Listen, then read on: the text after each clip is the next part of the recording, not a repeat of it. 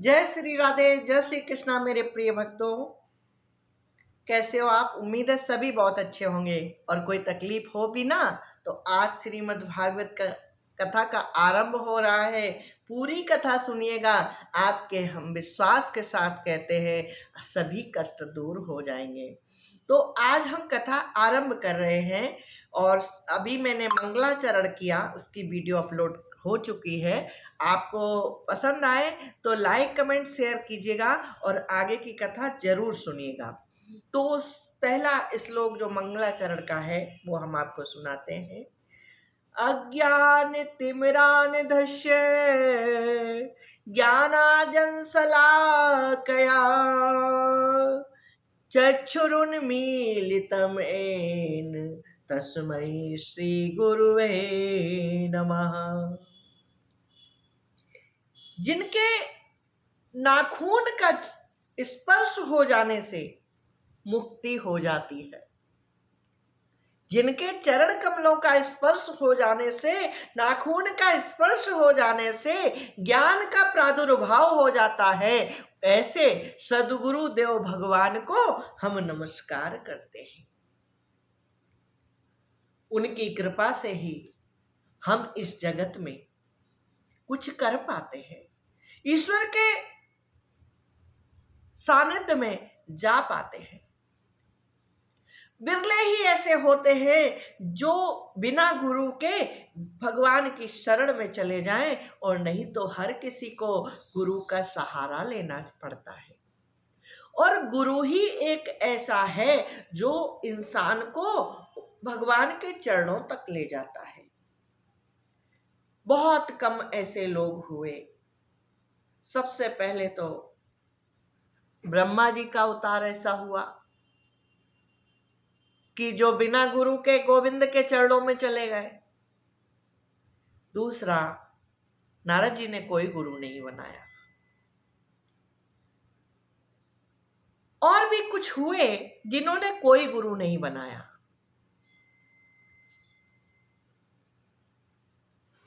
तो आज का विषय गुरु चर्चा नहीं है, लेकिन मैंने शॉर्टकट में बताया कि 99% हम सबको गुरु के सानिध्य में जाने के बाद ही शरणागति मिलती है, भगवान के चरणों में स्थान मिलता है। इसलिए सर्वप्रथम गुरुदेव को प्रणाम है, गुरुदेव को नमन है। जो अपने अंदर, बहुत लोगों के कोई गुरु नहीं है, लेकिन उनको भी उन गुरु को प्रणाम करना चाहिए। किस गुरु का प्रणाम करना चाहिए? जो अपने अंदर रहकर हमें यह ज्ञान देता है कि हमें गोविंद के चरणों में किस तरह पहुंचना चाहिए। हमारे अंदर भी जो आत्मा है वो भी एक गुरु का काम करती है। क्यों? वो ईश्वर का अंश है, और जो ईश्वर है वो भी गुरु है। गोविंद भी गुरु है, गोविंद भी गुरु है। ये हम नहीं कहते, ये शास्त्र कहते हैं, ये गीता कहती है।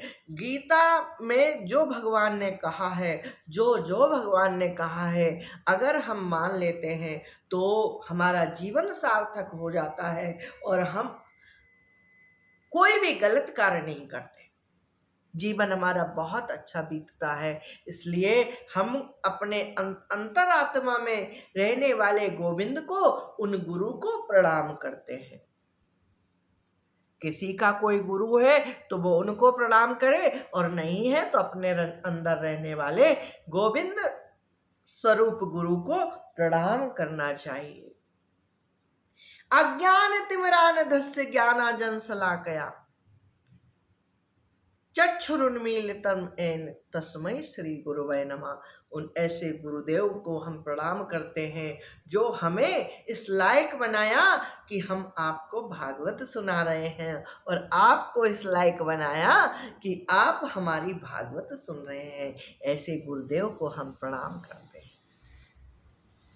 जिससे इस जगत की सृष्टि, स्थिति और प्रलय होते हैं, क्योंकि वह सभी पदार्थों में अनुगत और असत पदार्थों से पृथक हैं।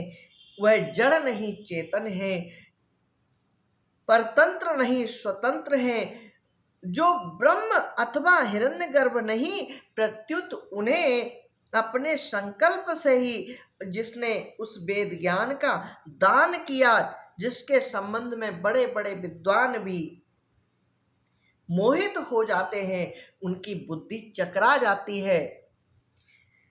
जैसे सूर्य रश्मियों में जल का और जल में स्थल का और स्थल में जल का भ्रम होता है, वैसे ही जिसमें यह त्रिगुणमयी जागृत स्वप्न सुषुप्ति रूपा सृष्टि मिथ्या होने पर भी अधिष्ठान सत्ता से सत्यवत प्रतीत हो रही है, उन अपने स्वयं प्रकाश ज्योति से सर्वदा और सर्वथा माया और माया कार्य से पूर्णता मुक्त रहने वाले परम सत्य रूप परमात्मा का हम ध्यान करते हैं। ऐसे भगवान को, ऐसे गोविंद को, ऐसे ईश्वर को हम ध्यान करते हैं, जो कहीं नहीं है और सब जगह है। ये जगत ना होते हुए भी हमें सत्य दिखता है, ऐसे गोविंद को हम प्रणाम करते हैं। भगवत कथा में भगवत भक्ति का बहुत बड़ा महत्व है, बहुत बड़ा महत्व है। पुत्रेति तन्मय तरवो अविनेन्दु, स्तम सर्वभूत हृदयम मुनिमान तो अस्मि। श्री सुखदेव जी ने इस श्रीमद् भागवत कथा का जलपान सबको कराया।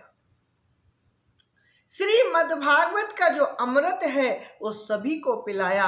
ऐसे श्री सुखदेव मुनि का जब जन्म हुआ, जब उनका जन्म हुआ तो श्री व्यास जी विरह से कातर होकर उनके पीछे पीछे दौड़ने लगे। अद्भुत कथा है, बहुत रहस्यमयी कथा है। इनका जन्म कैसे हुआ, सबसे पहले तो मैं आपको ये सुनाती हूँ। कैलाश पर बैठे महादेव जी माता पार्वती को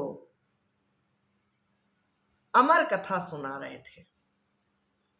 कैलाश पर बैठे महादेव जी पार्वती जी को अमर कथा सुना रहे थे और जब कथा सुनाने चले तो पार्वती जी से बोले, यहां कोई आसपास है तो नहीं? जो उनका आश्रम था, जो कुटिया थी, चारों तरफ देख लिया, कोई नहीं है। महादेव जी बोले कि ये कथा हर किसी को नहीं सुनानी चाहिए, इसलिए पार्वती देख के आओ कोई है तो नहीं।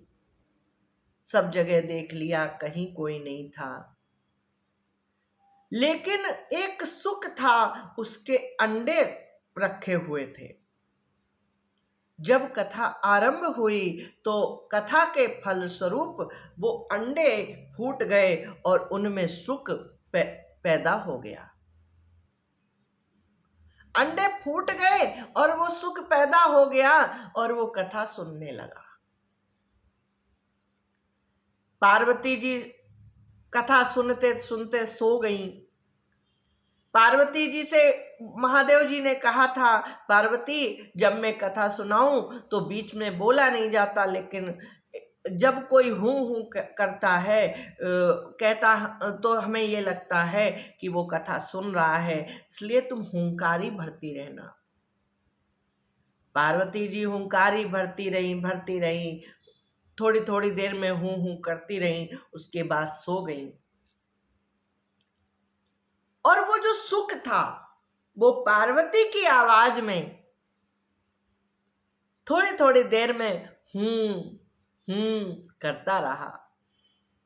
कथा चलती रही और वो सुख हुंकारी भरता रहा।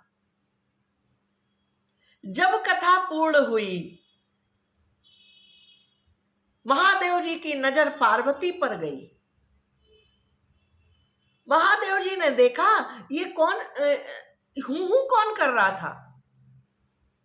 पार्वती तो सो रही है और ये हूं कौन कर रहा है।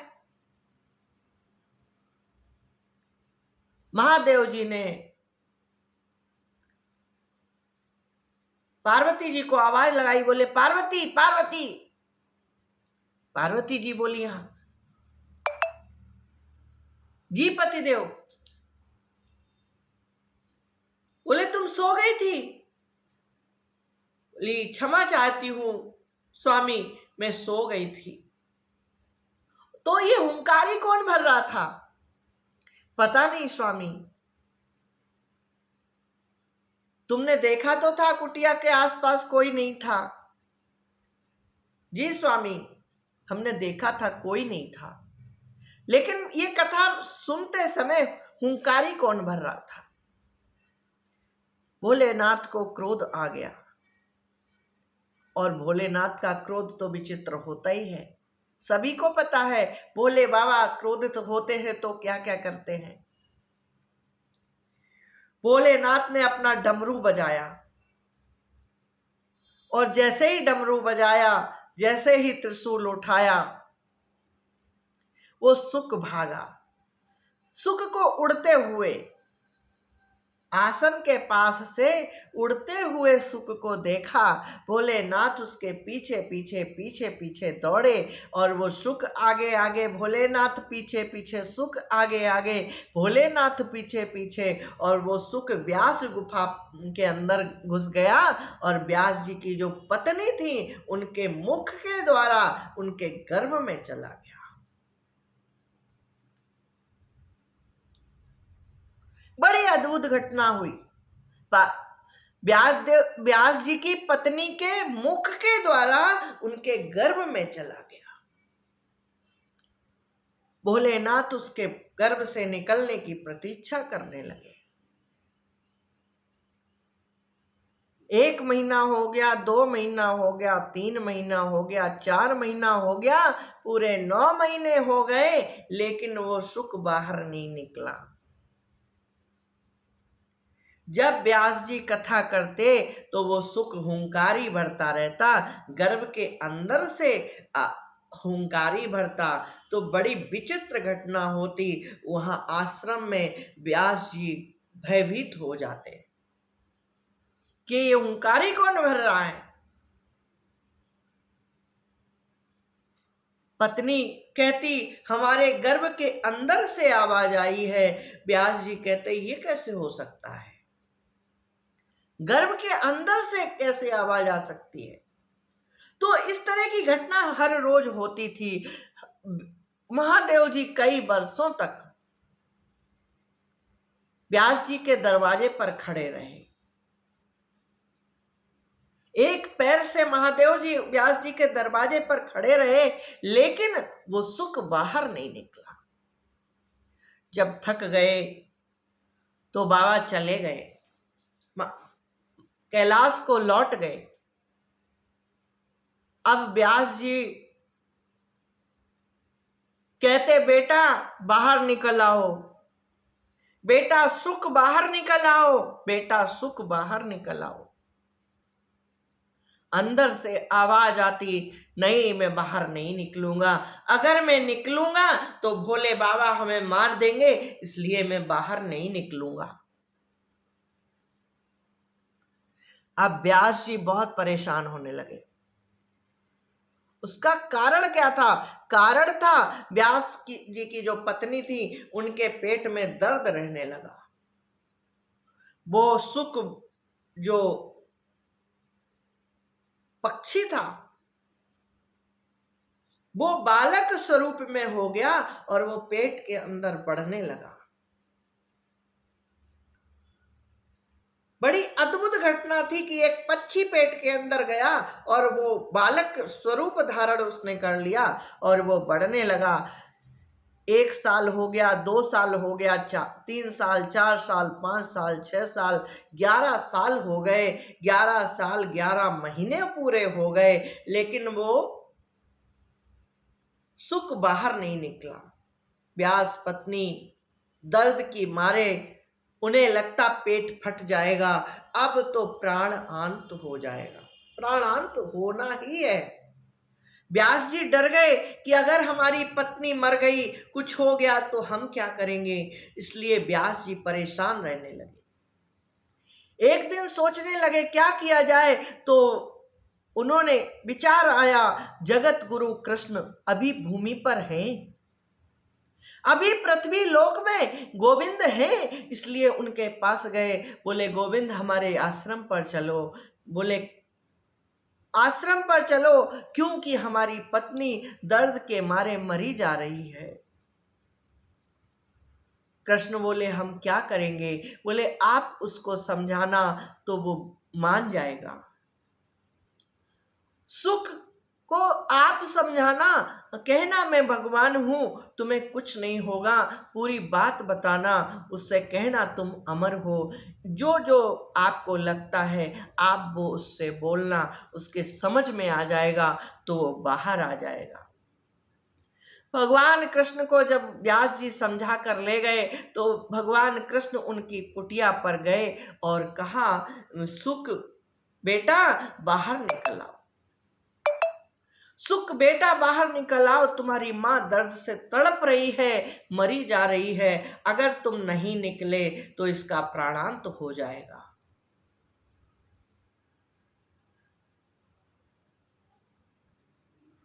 बहुत परेशान हो गया। सुख कहने लगा, प्रभु अगर मैं बाहर निकला तो महादेव जी हमें मार देंगे। तो भगवान कृष्ण ने समझाया, अरे पगले, तेरे को पता नहीं, तूने अमर कथा सुनी है। जो अमर कथा सुन लेता है वो तो अमर हो जाता है, वो मर कैसे सकता है। जब भगवान कृष्ण ने स्वयं समझाया तो वो मान गया और उसका जन्म हुआ। व्यास जी की पत्नी को 12 साल के बच्चे का जन्म हुआ। अद्भुत घटना हुई संसार में। कभी भी किसी ने ये नहीं सुना होगा कि 1 साल के बच्चे ने जन्म लिया, कभी भी 2 साल के बच्चे के जन्म की भी घटना नहीं आई होगी, लेकिन व्यास जी की पत्नी को 12 साल बाद जन्म हुआ।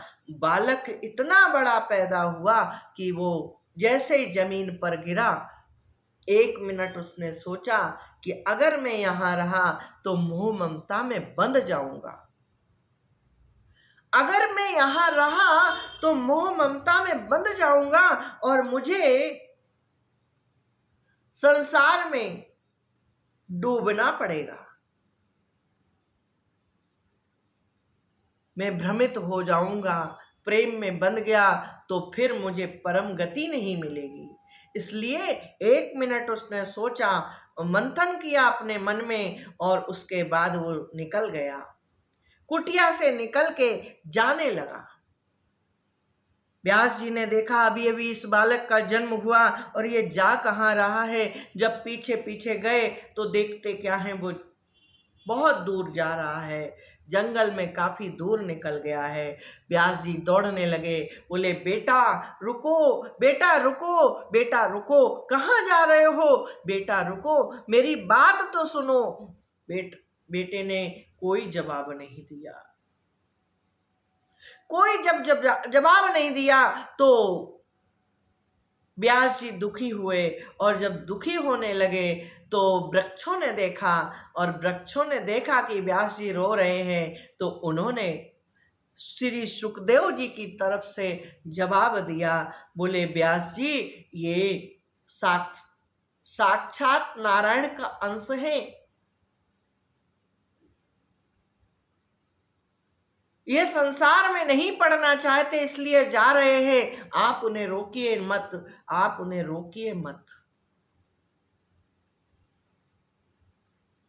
व्यास जी परेशान हो गए और बहुत देखा कि नहीं आएगा, नहीं आएगा, तो वो वापस लौट आए, वापस लौट आए, लेकिन अंदर ही अंदर दुखी रहने लगे।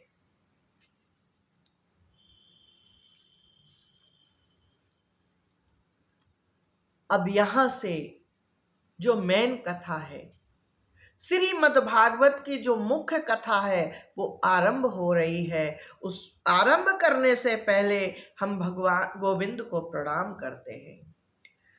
नारायणं नमस्कृत्यं नरं चैव नरोत्तमं देवी सरस्वती व्यासं ततो जयमुदीरयेत्। मनुष्यों में सर्वश्रेष्ठ भगवान के अवतार नर नारायण ऋषियों को, सरस्वती देवी को और श्री व्यास देव जी को हम नमस्कार करके तब संसार में अंतःकरण के सब विकारों पर विजय प्राप्त करने वाले इस श्रीमद् भागवत पाठ का श्रवण करना चाहिए, पठन करना चाहिए। सबसे पहले नर नारायण ऋषियों को, देवी सरस्वती को, श्री व्यास देव जी को, जिन्होंने इस श्रीमद् भागवत कथा को लिखा, इनको हम नमस्कार करते हैं। अब कथा का आरंभ कर रहे हैं। मनुष्यों के लिए सर्वश्रेष्ठ धर्म क्या है? शौनक जी ने पूछा, सूत जी, मनुष्यों के लिए सर्वश्रेष्ठ धर्म क्या है? सूत जी कहते हैं, मनुष्यों के लिए सर्वश्रेष्ठ धर्म वही है जिससे भगवान श्री कृष्ण की भक्ति हो। और भक्ति भी कैसी? भक्ति ऐसी कि जिसमें कोई कामना ना हो और नित्य निरंतर बनी रहे, कोई भी कामना न हो और भगवान के प्रति नित्य निरंतर अनुराग बढ़ता जाए, बढ़ता जाए, बढ़ता जाए, उसे भक्ति कहते हैं। भगवान श्री कृष्ण में अगर इस तरह की भक्ति हो जाए, इस तरह की भक्ति से हृदय आनंद स्वरूप परमात्मा की उपलब्धि करके कृतकृत्य हो जाता है। ये सबसे बड़ा धर्म है। अगर इंसान कर ले तो इससे बड़ा कोई धर्म नहीं है। भगवान श्री कृष्ण में बिना किसी कामना के अगर कोई भक्ति करता है तो उससे बड़ा कोई धर्म नहीं है। श्री सुखदेव जी का जन्म हो गया, वो जंगल की तरफ चले गए, उन्होंने संन्यास ले लिया। उसके बाद शौनक जी पूछते हैं, सूत जी उसके बाद क्या हुआ? सूत जी बोले, नारद जी घूमते घूमते घूमते घूमते एक दिन व्यास जी के आश्रम की तरफ आए। उन्होंने कुटिया के बाहर व्यास जी को बैठे हुए देखा। कुटिया के बाहर जब व्यास जी को बैठे हुए देखा तो वो रुक गए, व्यास जी के पास आए और व्यास जी का चेहरा देखकर वो समझ गए कि कोई ना कोई बात है, कोई ना कोई कारण है जिस कारण से व्यास जी दुखी है। व्यास जी से पूछा, व्यास जी आप ठीक तो है ना? व्यास जी ने अनमने मन से कहा, मैं ठीक हूं नारद। अपनी पत्नी से कहा, नारद जी आए हैं, जलपान कराओ ना। नारद जी को जलपान कराओ, देखो नारद जी आए हैं, इनको जलपान कराओ।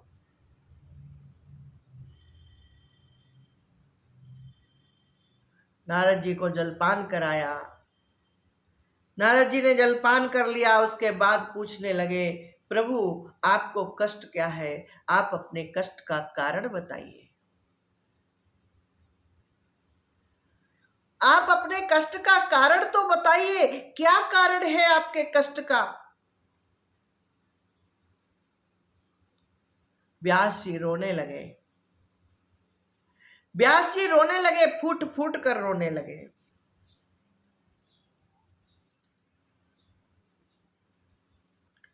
सूत जी कहते हैं, भगवान के अवतारों का वर्णन सुनो। सौनक जी, भगवान के 24 अवतार हुए। भगवान के स्वरूप का ध्यान करो, सभी कष्ट दूर हो जाते हैं। पहला अवतार, सौनक जी बोले, प्रभु आपने कथा को छोड़ दिया। बोले पहले ये सुनो, उसके बाद हम तुम्हें आगे की कथा सुनाते हैं। सबसे पहला जन्म सनक, सनंदन, सनातन और सनत कुमार के रूप में गोविंद का हुआ, सबसे पहला अवतार। दूसरा अवतार सूकर रूप में हुआ, जिन्होंने पृथ्वी को रसातल से निकाला और जल पर स्तंभित किया। तीसरा जन्म नर नारायण के रूप में हुआ, जो बद्रीनाथ में आज भी विराजमान है। चौथा जन्म कपिल देव जी का हुआ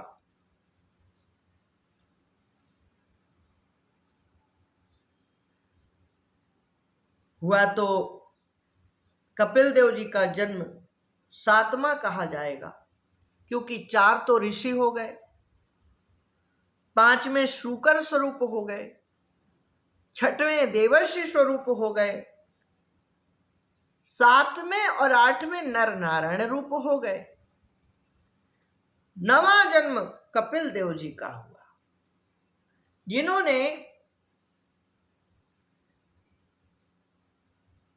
बहुत बड़े पुराण की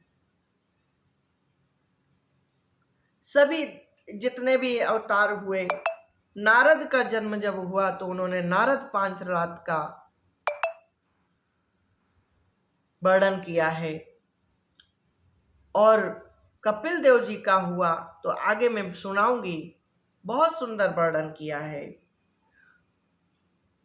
दत्तात्रेय जी का जन्म हुआ, यज्ञ भगवान का जन्म हुआ, पृथु का जन्म हुआ, मत्स्य का जन्म हुआ, कच्छप रूप में जन्म हुआ, धन्वंतरी के रूप में हुआ, मोहिनी रूप में हुआ, नरसिंह रूप में हुआ, वामन रूप में हुआ, परशुराम रूप में हुआ, राम रूप में हुआ और बलराम कृष्ण रूप में हुआ, बुद्ध रूप में हुआ, और 24वां अवतार कल के रूप में बताया। इस तरह से 24 अवतारों का वर्णन किया है। सौनक जी फिर बोले प्रभु कथा को अधूरा क्यों छोड़ दिया आपने, पूरा सुनाइए ना।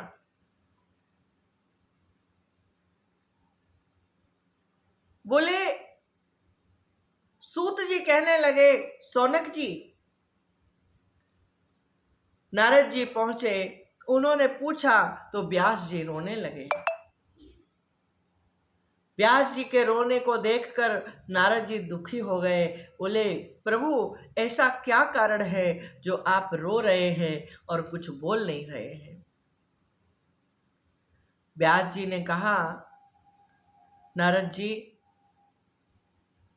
बहुत प्रतीक्षा के बाद हमारी पत्नी को एक बालक का जन्म हुआ।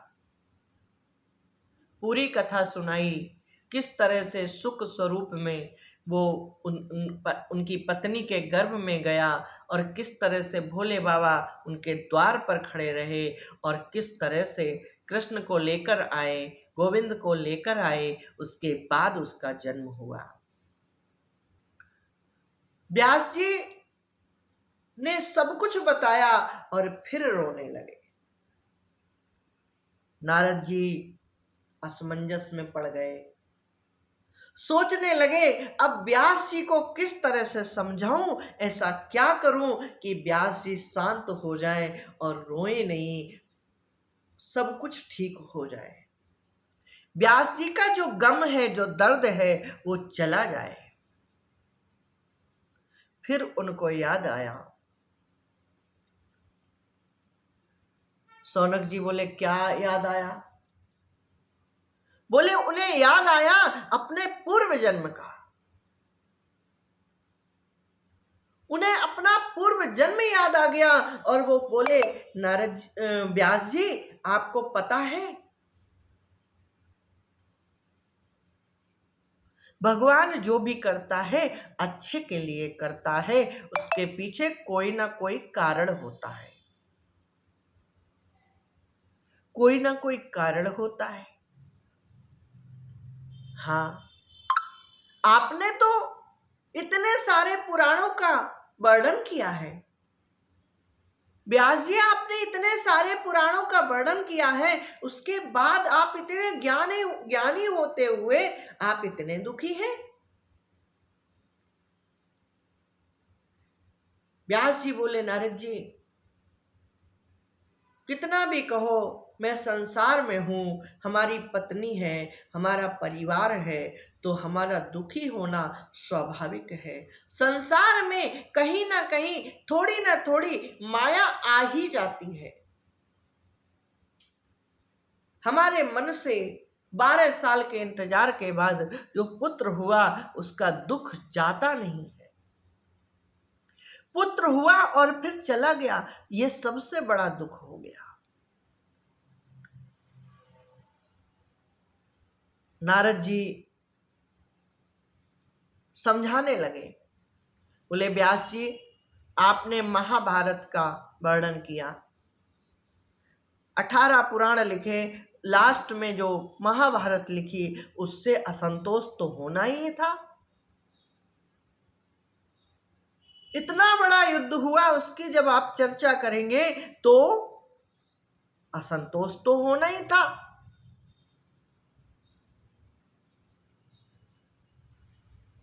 चिंता मत कीजिए, बिल्कुल चिंता मत कीजिए। व्यास जी पूछने लगे, फिर हमें क्या करना चाहिए?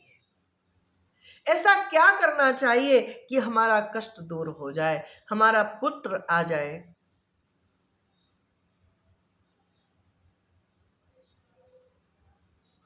नारद जी बोले, व्यास जी, आपने अभी तक सब कुछ लिखा, लेकिन गोविंद के चरित्र का वर्णन नहीं किया। शॉर्टकट में महाभारत में जो आया आपने लिख दिया, लेकिन स्पेशली गोविंद के लिए, उनके अवतारों के लिए आपने नहीं लिखा। गोविंद के कोई ऐसा पुराण लिखिए, कोई ऐसा पुराण बनाइए जिसमें टोटल गोविंद की चर्चा हो।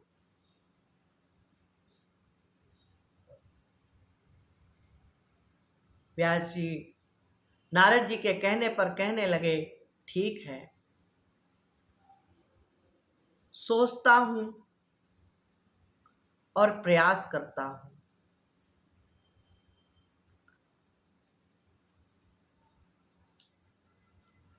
भक्तों, ये अमर कथा की वीडियो अगर आपको पसंद आई हो तो लाइक कीजिएगा, कमेंट कीजिएगा, और चैनल पर नए आए हैं तो चैनल को सब्सक्राइब कीजिएगा और वीडियो को शेयर करना ना भूलिएगा। इस वीडियो को यहीं विराम दे रही हूँ और नारद जी के पूर्व चरित्र की कथा अब मैं आगे सुना रही हूँ।